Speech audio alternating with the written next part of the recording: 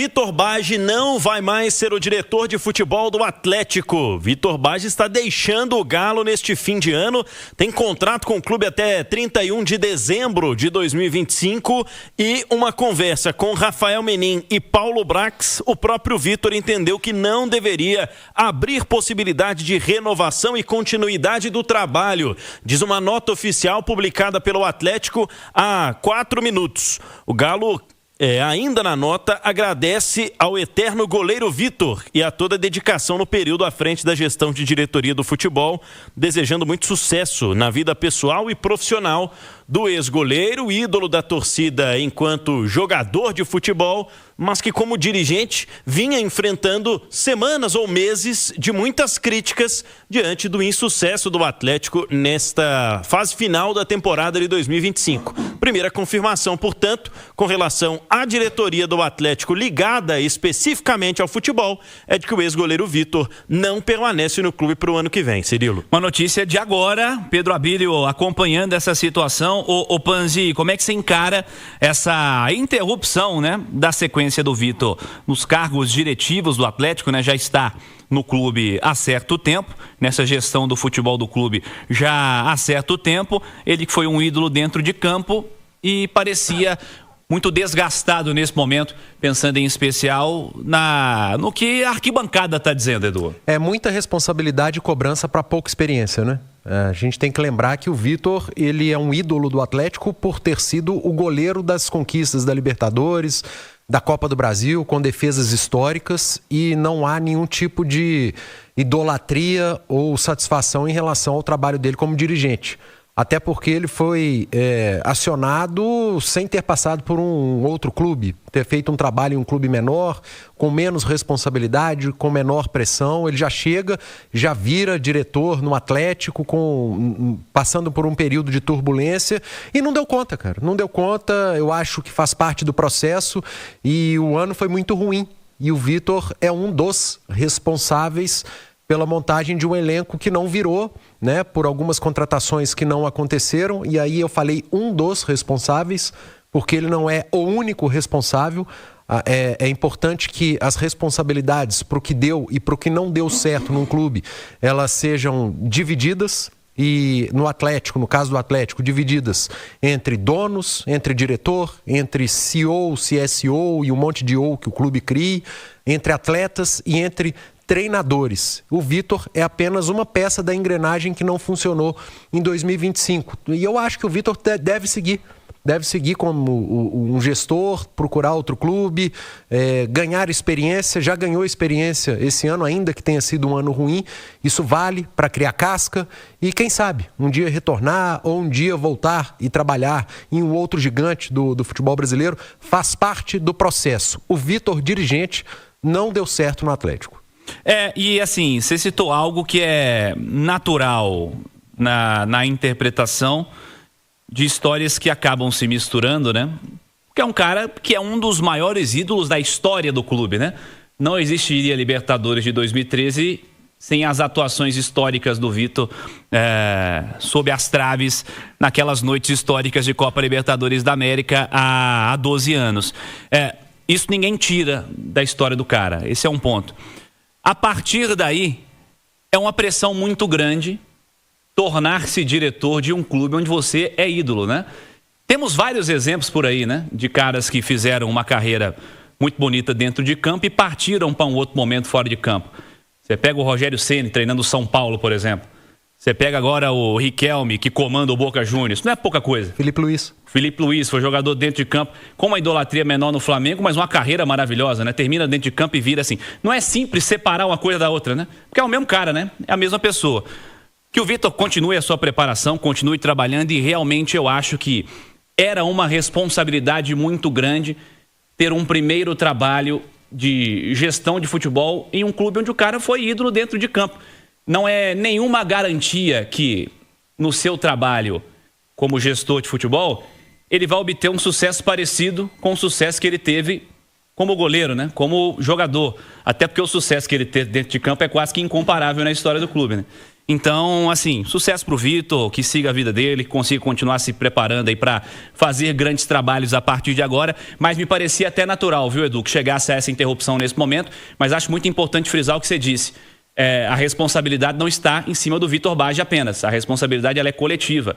De diretoria, de gestão do futebol, de comando técnico e de atletas. É muita coisa ruim que aconteceu pro Atlético ser coadjuvante nessa temporada, né? Se tivesse apenas um problema, um responsável, teria sido fácil, né? Era só tirar lá em julho, lá em agosto e a coisa estava resolvida, mas não é isso. O Vitor é um iniciante na profissão, né? É uma responsabilidade grande ter substituído o Rodrigo Caetano, né? Que já era um cara experiente, um dos melhores do Brasil, responsável pelas grandes conquistas do Atlético também, montagem de elenco, gerência, e o Vitor chegou para substituir esse cara, uma responsabilidade muito grande. Era como se um garoto, entre aspas, um goleiro inexperiente, chegasse em 2015 para substituir o Vitor, ou 16. A responsabilidade seria muito grande. E Vitor, você segue sendo um ídolo do torcedor do Atlético. Daqui a alguns anos, ninguém vai lembrar que você era diretor de futebol e que não deu certo. E sempre o torcedor do Atlético vai lembrar de você como um dos responsáveis por uma das maiores conquistas da história do clube.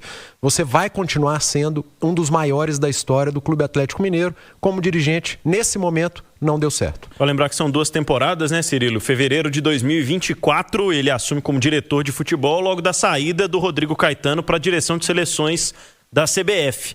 O Vitor já atuava como gerente, fazendo um intermédio ali entre jogadores e diretoria do Galo antes disso, mas a partir de 2025 ganhou ainda a companhia do Paulo Brax, né, que se tornou o CSO do Atlético, que, por base nessa nota, participa dessa conversa com o Rafael Menin e, a princípio, permanece, né? É sequência no trabalho do Paulo Brax, que estava acima do Vitor na cadeia ali de organização do Atlético em relação a este departamento de futebol que acaba de desligar o ex-goleiro Vitor. Abílio, seguindo nessa história de reestruturação, de novos passos, enfim, a turma já está em período de férias, né? E certamente esses diálogos aí de montagem de elenco para a próxima temporada, eles começam também com saídas importantes. Começam, Cirilo. Esta segunda-feira marca, né, o início oficial do período de férias dos jogadores do Atlético, que terão um recesso de Réveillon emendado e depois, no dia 2 de janeiro, se reapresentam para dar início à preparação para a próxima temporada. Lembrando que no dia 11 de janeiro o Atlético estreia pelo Campeonato Mineiro, mas com possivelmente um time repleto de garotos, né, de jogadores mais jovens. Ontem, na entrevista coletiva, o Jorge Sampaoli, que está pensando, né, está à frente também deste planejamento para o ano que vem, já destacava: serão 3 grupos. Haverá uma divisão no elenco do Atlético para essa pré-temporada de 2026. O Galo vai ter o grupo principal dos atletas que estão de férias, que vão descansar, que terão uma preparação mais robusta para a temporada que vem. São os jogadores considerados titulares, os reservas imediatos usados pelo Sampaoli ao longo deste período, neste segundo trabalho dele no Galo. Terá o grupo de jogadores mais jovens, mas que já estão integrados ao time profissional, que não tiveram tanta minutagem, mas que estarão treinando. Inclusive 9 atletas não vão parar, vão continuar nesse período com o time sub-20 treinando, e os outros jogadores, né? O time sub-20, jogadores mais jovens que já começaram o campeonato neste 2025, né? É bom lembrar, o Atlético estava disputando amistosos nos Estados Unidos, enquanto teve o time sub-20 participando das 3 primeiras rodadas do Campeonato Mineiro neste ano. Tendência de que no ano que vem, com o início do Campeonato Brasileiro antecipado para o fim do primeiro mês do ano, os jogadores jovens tenham ainda mais minutos e responsabilidade, já que o Sampaoli quer sim trabalhar com estes atletas para o ano que vem. E aí, Cirilo, são 3 contratos se encerrando no dia 31 de dezembro. A gente fala aqui já há algumas semanas que o Atlético chegou a abrir uma conversa com o lateral direito Saravia, mas as conversas não evoluíram. O Saravia mesmo já destacava isso e o Atlético nas últimas semanas confirma. Então, como não há até o dia 9 de dezembro um acordo, a tendência é de que seja o fim da trajetória desse jogador que chegou em 2023. Além do Saravia, outro que deve deixar o Atlético neste fim de temporada é o Caio. O Caio pode não retornar para o ano que vem, já que um contrato de empréstimo até o fim deste ano que não deu certo também. Outro que tem contrato se encerrando é o Vitor Hugo, mas ele sim tem falado, inclusive nesse domingo com a gente aqui na Itatiaia, no pós-jogo da nossa jornada de ontem, que tem vontade de permanecer e que as diretorias de Galo e Bahia têm conversado para que o zagueiro de 34 anos possa assinar em definitivo. Havia um impasse nos últimos dias, o Cláudio Rezende já trazia, né, com relação a tempo de contrato, por exemplo, quanto seria o ideal para o Vitor Hugo permanecer, se uma ou mais 2 temporadas, afinal, repito, um jogador de 34 anos. Mas é uma reformulação que está só começando, que vai depender também de movimentos do mercado, mas que o Sampaoli já falou, né? Quer uma média de 27 anos para o time, que ontem foi escalado contra o Vasco, com uma média dos 11 titulares 4 anos mais velha que isso, Cirilo. O que é considerável quando você pensa em média, né? 31 anos. Aumenta bastante. Ô Panzi, dos nomes citados aí pelo Abílio, alguém tem que ficar? Ô Cirilo, assim, eu acho que lista de dispensa é um negócio muito particular, né? Primeiro que dispensar, você reformular elenco pode custar muito caro, né? Pode custar mais caro do que você ir ao mercado contratar, porque tem muito jogador com contrato em vigência. Então, para essa negociação... Não é o caso desses, mas há muitos nesse cenário. Existem outros, que a negociação acaba saindo muito cara. Esses jogadores que não têm mais contrato, que não se fala em renovação, a gente não tem nem o que discutir, né? São atletas que não vão ficar. A discussão, ela paira sobre os grandes nomes, sobre os atletas principais, aqueles importantes, que a maioria deles ainda tem contrato por cumprir. Por exemplo, as últimas informações, até o Ale Oliveira que trouxe, em relação a Scarpa e Hulk, particularmente, né? Que se o Sampaoli seguir, eles não ficam. Assim, eu lamento muito por esse tipo de coisa, né? Eu acho que o Hulk você tem que sentar, ouvir o porquê disso, porque ele tem tamanho, história e estofo, né? Agora o Scarpa, se falou isso, a porta da rua é a serventia da casa, né? Não tem a mínima história com a camisa do Atlético, não tem o menor sentido fazer esse tipo de argumentação em relação a treinador. E, sinceramente, o Sampaoli vai ser o técnico do Atlético. Você tem que analisar todo o contexto. O Hulk, se ele sentar de cabeça fria, pega o pré-Sampaoli e os números dele. Pega o que ele vinha, ou o que ele não vinha entregando com o Cuca, e depois o que ele passou a entregar com o Sampaoli, ainda que para isso ele tem que ter ficado no banco em alguns jogos, ou jogar numa posição que ele não se sinta tão confortável. Depois que o Sampaoli chegou, Hulk, os seus números são muito melhores. Você voltou a fazer gol com bola rolando, você seguiu fazendo gol de falta, você descansou mais, você estava mais inteiro em alguns jogos, você foi decisivo em outros jogos. Antes disso, era para mais de 20 jogos sem fazer um gol de bola rolando. E o Scarpa, o quão decisivo o Scarpa foi desde que ele pisou no Atlético para exigir tal tipo de coisa? Então, assim, o Atlético ele é maior do que qualquer jogador, inclusive do que o maior ídolo da sua história. Então tá na hora do Hulk esfriar a cabeça, repensar muita coisa, olhar números, porque futebol são números e tem números também. Eu acho que ele vai ser muito importante na próxima temporada, se utilizado de forma inteligente e de forma realista, de acordo com a realidade dele, Hulk, também, que ano que vem completa 40 anos de idade, um elenco rejuvenescido, que passa por isso que o Pedro Abílio acabou de trazer, e o Hulk num time coletivamente funcionando melhor, um time mais equilibrado, um time mais jovem. A tendência, Hulk, é que você jogue mais, que você entregue mais e que você siga escrevendo a sua história com a camisa do Atlético. Então, Hulk, repense, esfria a cabeça. Agora os outros, falar esse tipo de coisa, repito, para os outros, não quer ficar, a porta da rua é a serventia da casa. Vamos com mais do Atlético, Pedro Abílio. Cirilo, portanto, 5-0 contra o Vasco na Arena MRV, pouco mais de 20 mil pessoas divulgou o Galo ontem nessa vitória que encerrou a participação do Atlético no Campeonato Brasileiro de 2025 e encerra também essa temporada de partidas em que o Atlético teve, ao todo, 73 jogos oficiais por Campeonato Brasileiro, Mineiro, Copa Sul-Americana e também pela Copa do Brasil. Foram 30 vitórias, 23 empates e 20 derrotas ao longo do ano. 95 gols feitos, uma média de 1,3 por partida, mas em contrapartida sofreu quase um gol por jogo, né? Foram 67 gols sofridos, uma média de 0,9. 175 cartões amarelos ao todo, com 8 expulsões.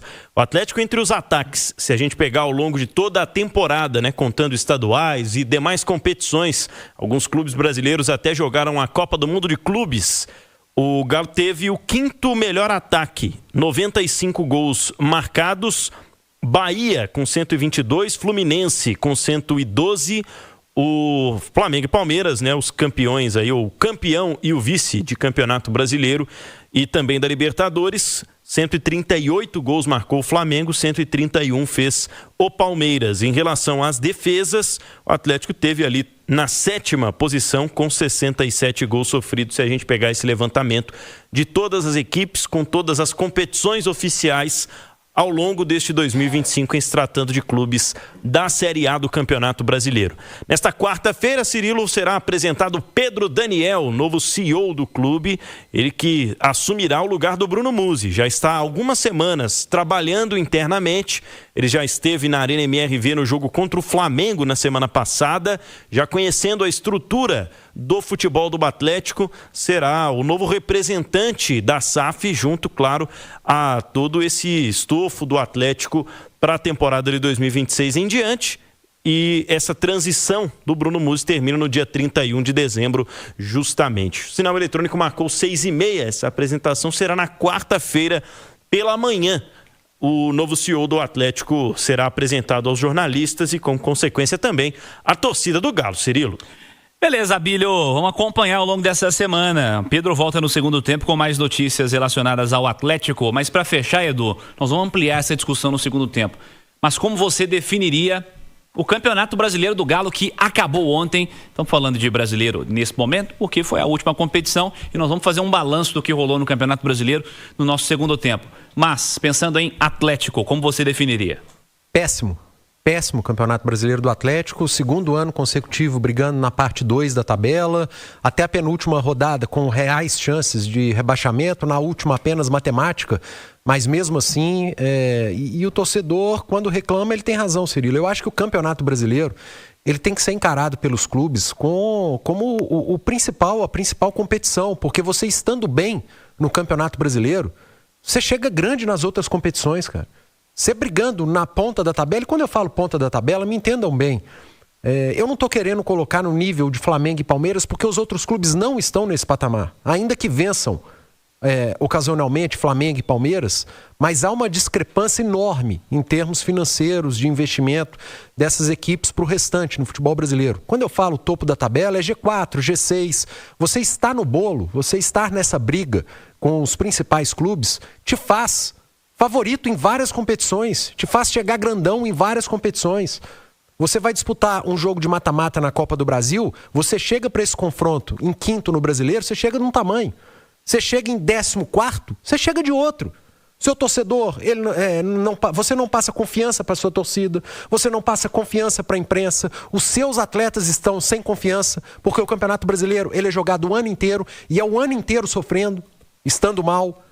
Então, se você está bem no Campeonato Brasileiro, você chega para uma outra competição animicamente bem, mentalmente forte, o seu torcedor chega confiante, consequentemente, enche o estádio, você tem uma boa média de público, os seus programas de sócio, ele vai virar. Então, o Atlético precisa entender que o Campeonato Brasileiro, ele é número 1.